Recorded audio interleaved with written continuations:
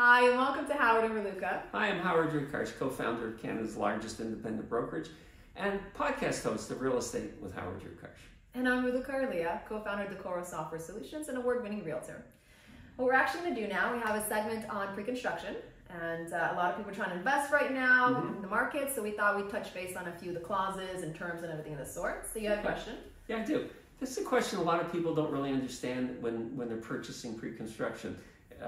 What are assignments in pre-construction, and what's the right to rent? So an assignment and a right to rent in your contract is incredibly important.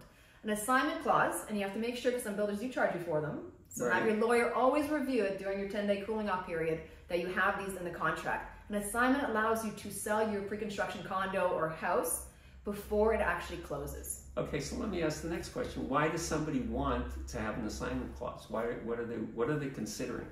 Well, you want to have as many options as possible. What if the market changes and the interest rates go high and you can't afford it, you can't get a mortgage for it at this point? What if you have children and you don't want to be living in a one-bedroom condo anymore? You want to have the option, because pre-construction can take 3, 4, 5, 6, 7 years sometimes to build. So during this time, you can just sell it from paper. It doesn't even have to be built at any time. So you want to be able to sign that. And now the right to lease, this happens during the occupancy period.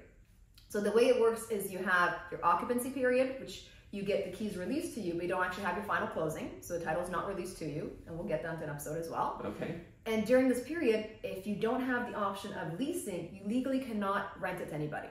So if you're an investor, you're going to be sitting with a condo or a house for sometimes up to a year until the final closing and not be able to legally rent it. And my understanding with these options is quite often the developers ask the buyer to pay to have these options in the contract. Is that right? They do. I mean, I've seen them go up as high as $2,500 for an assignment clause. At this moment, due to the way the pre-construction industry is going, a lot of these things are being thrown in. So you actually see it advertised. We are allowing you to do this.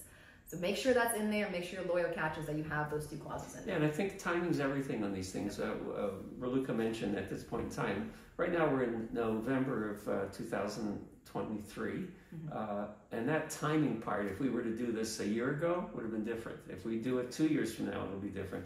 So timing on pre-construction, and the competition right now, and you brought that a good point up, competition to get sales, there's so many units coming on the market, is that the developers are offering inducements of all types. Lots of incentives are being offered right now, but those are the two most important. I would not purchase myself without those two in them. Okay. Well, thank you. Thank you. See you next time.